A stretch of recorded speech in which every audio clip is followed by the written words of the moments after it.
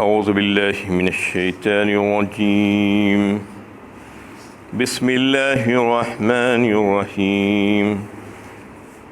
بلا قادرین علی ان نسوی بنانہ، ہاں کیوں نہیں ہم اس پر بھی قادر ہیں کہ انگلیوں کے پور تک اس کی درست کر دیں۔ یہ سورہ قیامہ کی 4 آیت ہے۔ پچھلی آیت میں منکرین قیامت کا تذکرہ چل رہا تھا، جو اس بات پر بڑا تعجب کرتے تھے کہ انسان کے مر کر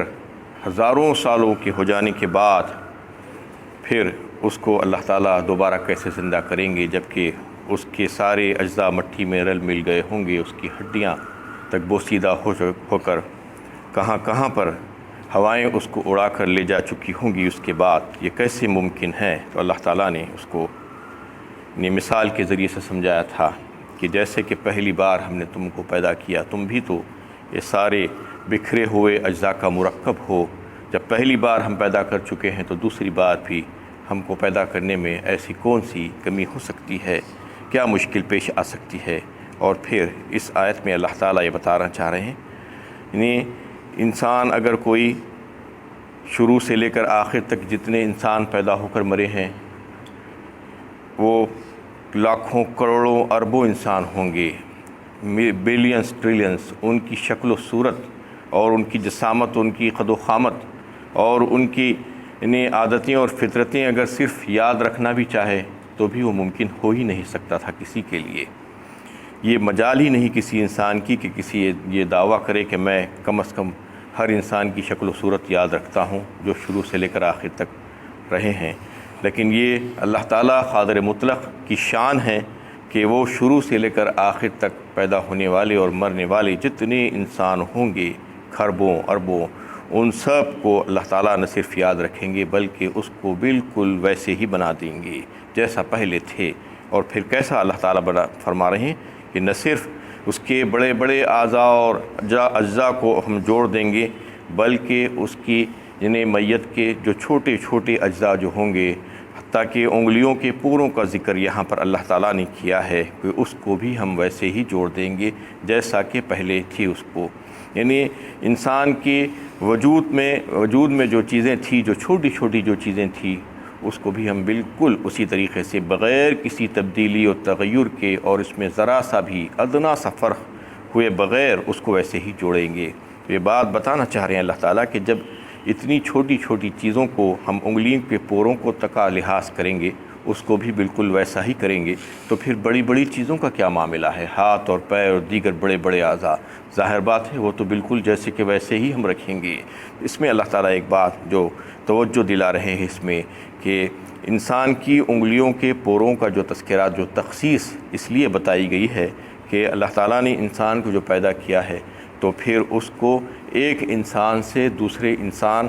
کی ممتاز کرنے کے لیے اس کی کچھ پہچان ہونا چاہیے، اس کا تشخص ہونا چاہیے، آئیڈینٹی ہونی چاہیے۔ اس کے لیے بہت سی چیزیں اس کے خود کے جسم میں، بدن میں اللہ تعالیٰ نے رکھ دی ہے۔ جیسا کہ آپ دیکھتے ہیں کہ دنیا میں کوئی چیز بناتے ہیں، معمولی 1 لاکھ 2 لاکھ اگر بنتی ہے، کوئی آٹو موبائل ہون دیجیے یا اور کوئی دوسرے اپلائنسز، تو اس پہ نمبرز ڈالنا پڑتا ہے ان کو کہ باڈی نمبر، چیز نمبر، اس کے بغیر کوئی پہچان نہیں سکتا کہ یہ کس کی ملکیت ہے۔ تو انسانوں کا معاملہ تو کتنا ہے سوچیے آپ، یعنی کھربوں انسانوں کو اللہ تعالیٰ نے پیدا کیا ہے، تو پھر ان کی پہچان شناخت کیا ہونی تھی؟ نمبرز تو اللہ تعالیٰ نے ڈالے نہیں ہیں انسان کے اوپر، تو اس کی ایسی بہترین پہچان اللہ تعالیٰ نے بنائی ہے کہ انسان سوچتا رہ جائے کہ سوائے قادر مطلق کی اور کوئی کر ہی نہیں سکتا تھا۔ سب سے پہلی پہچان انسان کی اللہ تعالیٰ نے اس کے چہروں میں رکھی ہے۔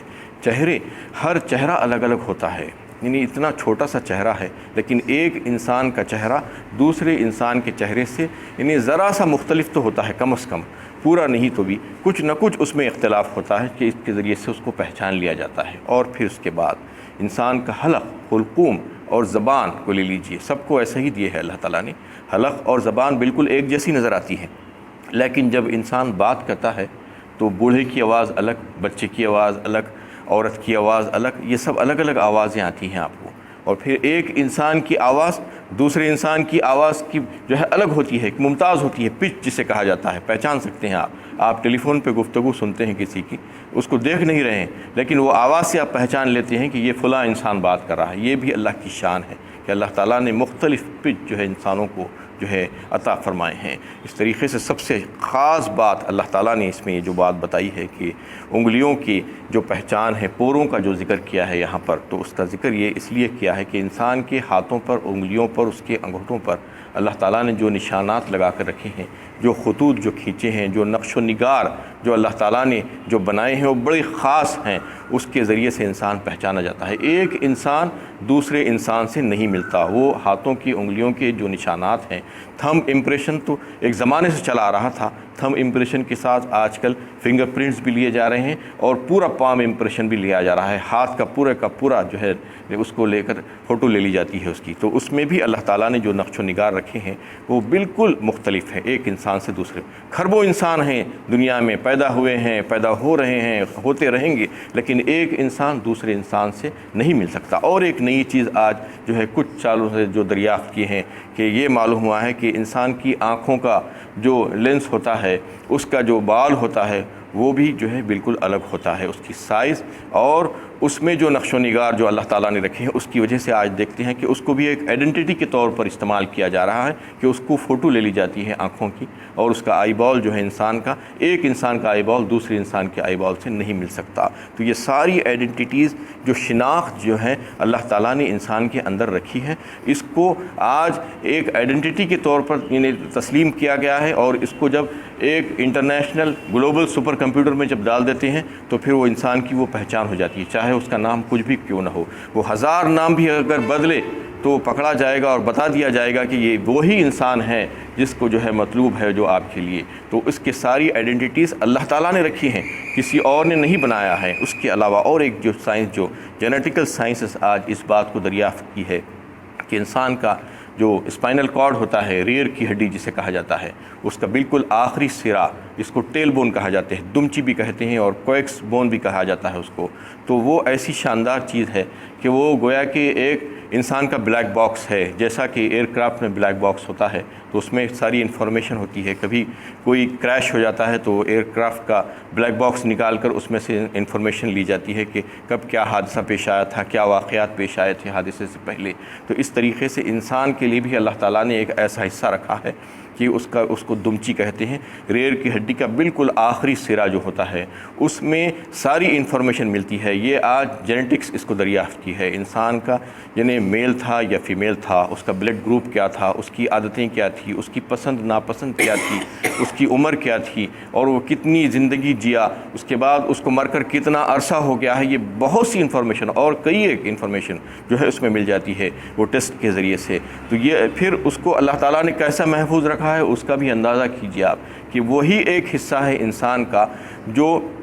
انسان کے مرنے کے بعد اگر اس کو یا تو خبر میں دفن کر دیا جاتا ہے، کوئی نہ کوئی ایک صورت ہو سکتی ہے، یا جلا دیا جاتا ہے، یا اس کو جو ہے اگر سمندر میں ڈوب کر مرے تو مچھلیوں کی غذا بن سکتا ہے، یا اور کوئی درندہ اس کو چیڑ پاڑ کر کھا جائے تو اس کی غذا بن سکتا ہے۔ کوئی بھی صورت ہونے دیجیے، سارا جسم، ساری ہڈیاں گل جائیں گی اور جل سکتی ہیں جلانے سے یا دفن کرنے سے جو ہے گل سکتی ہیں، لیکن وہ ایک حصہ اس کو اللہ تعالیٰ نے ایسا محفوظ کیا ہے کہ نہ وہ جل سکتا ہے نہ گل سکتا ہے، بالکل وہ ویسے کا ویسا ہی رہے گا۔ ساری اسپائنل کارڈ جل جائے گی اگر جو ہے الیکٹریکل چیئر پہ اگر جیسا بٹھاتے ہیں کہ ہمارے برادران وطن اپنے مرنے والے کو، تو اس کے بعد اس کا سارا جسم جل جاتا ہے، ہڈیاں تک جل جاتی ہیں، لیکن اسپائنل کارڈ کا جو آخری حصہ ہے وہ بچ جاتا ہے، اس میں انسان کی انفارمیشن ہوتی ہے۔ تو یہ اللہ تعالیٰ کی شان ہے، یہ قدرت ہے اللہ تعالیٰ کی کہ انہوں نے کیا کیا چیزیں بنا کر انسان کی شناخت کے لیے رکھ دیے تھے، اور آئندہ بھی اس کی شناخت کیسی ہوگی اللہ تعالیٰ نے جو ہے یہ سائنس آج پروف کر رہی ہے اس کو،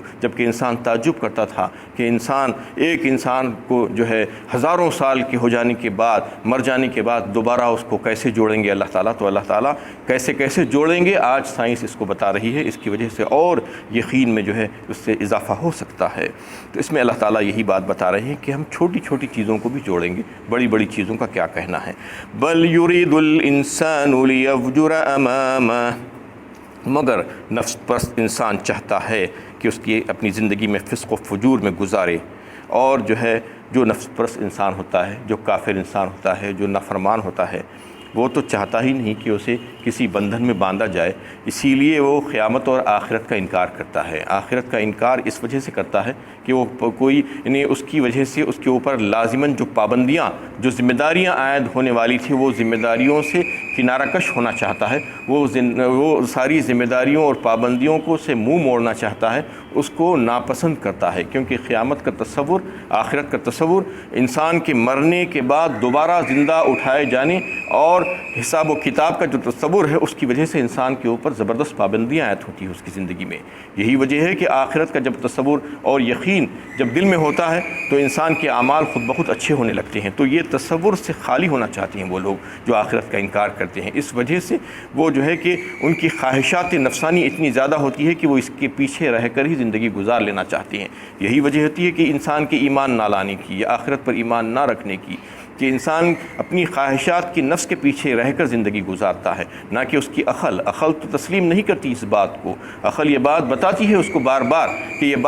یہ نظریہ تمہارا جو ہے یہ بالکل غلط ہے، لیکن اس کے باوجود وہ اس کو اختیار کرتا ہے۔ تو یہ کون سا انسان ہے؟ اللہ تعالیٰ فرما رہے ہیں کہ یہ نفس پرست انسان ہے، وہ ایسا کرتا ہے، اور جو اللہ کا بندہ ہے، جو فرما بردار ہے، وہ بالکل کبھی بھی ایسا نہیں کرتا۔ اس کے بعد پھر سوال کرتا ہے، یسأل ایان یوم القیامہ، پوچھتا ہے قیامت کا دن کب آئے گا؟ سوال کرتا ہے، مزاح کرتا ہے اور پوچھتا ہے کہ یہ قیامت آخرت کے تعلق سے تم لوگ جب بولتے رہتے ہو کہ عذاب ہوگا اور سوال و جواب ہوگا، تو پھر آخر یہ کون سا دن ہے، کب آنے والا ہے، اس کا وعدہ جو ہے، یہ سوال کرتا ہے اس کی۔ فَإِذَا بَرِقَ الْبَصَرُ وَخَسَفَ الْقَمَرُ وَجُمِعَ الشَّمْسُ وَالْقَمَرُ، پھر جب اس دہشت ناک دن کو دیکھ لے گا تو خوف و حیرت سے اس کی آنکھیں پھترا جائیں گی، اور چاند بے نور ہو جائیں گے، اور چاند اور سورج جمع کر دیے جائیں گے۔ اس میں اللہ تعالیٰ فرما رہے ہیں کہ قیامت کے احوال کا نقشہ اللہ تعالیٰ کھینچ کر بتا رہے ہیں کہ اچھا تم پوچھ رہے ہو کہ قیامت کب آئے گی، تو قیامت اس وقت آئے گی جب یہ کیفیات ہوں گی، نظام عالم جو ہے درہم برہم ہو جائے گا اور توڑ پھوڑ ہو جائے گی اس میں، اور پھر چاند اور سورج آج جو تم کو نظر آ رہا ہے وہ ویسا نظر نہیں آئے گا۔ چاند کو بے نور کر دیا جائے گا، اس کی روشنی کھینچ لی جائے گی، سورج اور چاند دونوں کو ملا دیا جائے گا اور سورج کی روشنی بھی ختم ہو جائے گی۔ یہ بہت سی چیزیں، کیفیتیں ہوں گی اس دن کی، اس وقت تم کو پتہ چلے گا۔ یقول الانسان یومئذ این المفر، اس دن انسان کہے گا کیا کہیں بھاگنے کی بھی جگہ ہے؟ کلا لا وزر الی ربک یومئذ المستقر، ہرگز نہیں، کوئی جائے پناہ نہ ہوگی، اللہ تعالیٰ کے عذاب سے بچانے والا کوئی نہ ہوگا۔ اس روز آپ کے رب ہی کے سامنے جا کر ٹھہرنا ہوگا۔ اس وقت انسان پریشان ہوگا، بھاگا دوڑ رہا ہوگا اور سوچ رہا ہوگا کہیں پر ہے کوئی بھاگنے کی جگہ، اور پھر خود جواب دے گا نہیں، ہرگز نہیں، کوئی جائے پناہ نہیں، کوئی راستہ نہیں ہے۔ اب ایک ہی راستہ ہے، وہ ہے کہ رب کا راستہ، رب کے سامنے جا کر کھڑے ہونا ہوگا۔ اور اس کو سورہ رحمان میں بھی اللہ تعالیٰ نے فرمایا ہے، یا معاشر الجن والانس ان استطعتم ان تنفذوا من اقطار السماوات والارض فانفذوا لا تنفذون الا بسلطان، اے گروہ انس اور جن، تم اگر یہ طاقت رکھتے ہو کہ آسمانوں اور زمین کے کناروں سے نکل کر تم بھاگ سکتے ہو تو بھاگ کر دکھا دو۔ اللہ تعالیٰ یہ فرما رہے ہیں، اس میں چیلنج کر رہے ہیں، یہ قیامت کے روز ہوگا، اور ان سے کہا جائے گا کہ اللہ کی تقدیر اور قضا کے خلاف تم اگر کچھ ایسا کر سکتے ہو، کہیں پر بھاگ جا سکتے ہو، فرار حاصل کر سکتے ہو، تو فرار حاصل کر کے بتا دو۔ ایسی جگہ پر جہاں پر اللہ تعالیٰ کی قدرت نہیں ہے، اللہ تعالیٰ کے اختیارات سے دور، ایسی کوئی جگہ اس دن نہیں ہوگی جہاں پر اللہ تعالیٰ کا اختیار نہیں ہوگا۔ اس میں یہ بات واضح کر دی گئی کہ آج تو تم مذاق اڑا رہے ہو، لیکن اس دن تم کو پتہ چلے گا کہ تم کو کوئی جائے پناہ نہیں ہوگی، تمہیں کوئی بھاگ کر جانے کی کوئی جگہ نہیں ہوگی، تمہارے پاس ایک ہی راستہ ہوگا، تمہارے رب کا راستہ، اسی کے سامنے تم کو جا کر کھڑے ہونا ہوگا۔ یُنَبَّأُ الْإِنسَانُ يَوْمَئِذٍ بِمَا قَدَّمَ وَأَخَّرَ، اس دن انسان کو اس کے تمام اعمال دکھلا دیے جائیں گے، اور جو اس نے اپنی زندگی میں آگے بھیجے تھے اور وہ اس نے پیچھے چھوڑے تھے۔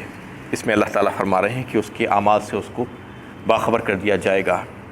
یعنی کون سے اعمال؟ جو اس نے اپنی دنیاوی زندگی میں اچھے اور برے، نیک اور بد جو بھی عمل کیے تھے اپنے آگے کی زندگی کے لیے، آخرت کی زندگی کے لیے، اس کو وہ تمام چیزوں کو اس کے سامنے لا دیا جائے گا، اس کا حساب کتاب ہوگا۔ اس سے پہلے اس کو دنیا میں اس نے جو نیک اور بد اعمال کر کے جو اس کے اثرات جو چھوڑے تھے، اس کی وجہ سے نسلوں میں جو چیز چلتی رہی اچھی یا بری، اس کو بھی اس کے سامنے لایا جائے گا۔ یعنی اس کے جو اثرات ہے چھوڑے تھے، اس نے اچھے عمل کیے تھے تو اچھے اثرات چھوڑے ہوں گے، اس پر لوگ یعنی عمل کیے ہوں گے، اس کو اختیار کیے ہوں گے، اور جس نے برے عمل عذاب جاریہ کے کچھ کام کر دیے تھے اس قسم کے، تو اس کا بھی اثر دنیا میں رہا ہوگا ایک لمبے عرصے تک۔ اس پر جو لوگ عمل کیے ہوں گے اس کے تعلق سے بھی اس کو جو ہے خمیازہ بھگتنا ہوگا، اچھے یا برے عمل جو دنیا میں چھوڑے تھے اور جو اس نے اچھے عمل کر کے آگے بڑھا دیے تھے یا برے عمل کر کے آگے بڑھا دیے تھے۔ یہ تمام چیزوں کا احاطہ کیا جائے گا اور اس کے سامنے اس کو رکھ دیا جائے گا۔ یا اس کا اور ایک مطلب یہ ہے کہ انسان کو جو ہے جو عمل کرنا تھا اس کو بتلا دیا جائے گا کہ تم کو یہ عمل کرنا تھا لیکن تم نے ایسا عمل نہیں کیا، اور پھر اس کو یہ بتا دیا جائے گا کہ تم نے یہ عمل جو کیا یہ عمل تم کو نہیں کرنا تھا، تم نے عمل کیا ہے یہ۔ اس طریقے سے اس کے سامنے جو ہے یہ ساری باتیں واضح کر دی جائیں گی، تو اس وقت اس کو پتہ چلے گا کہ میں نے جو دنیا میں زندگی گزار کے جو ہے آیا ہوں تو اس میں کیسا اپنا نقصان کر لیا ہوں۔ یہ یعنی کافر انسان اور جو سرکش انسان ہیں اس کے تعلق سے اللہ تعالیٰ فرما رہے ہیں کہ اس کو بھی معلوم ہو جائے گا اور اچھے اور نیک انسان کو بھی معلوم ہو جائے گا۔ علمت نفس ما قدمت وأخرت فرمایا سورہ انفطار میں، یہ جان لے گا اس دن کہ اس نے پیچھے کیا چھوڑا ہے اور آگے کیا بڑھایا ہے۔ اس طریقے سے اس کے ایک چھوٹا عمل بھی اس کے سامنے کر دیا جائے گا اور اس کو بتا دیا جائے گا اس کے بارے میں کہ تم نے یہ عمل کیے تھے، اس کی جو ہے تمہیں سزا بھگتنی ہوگی، یا اس کی جو اچھے عمل کیے تھے اس کے انعامات سے تم کو سرفراز کیا جائے گا۔ وآخر دعوانا ان الحمد للہ۔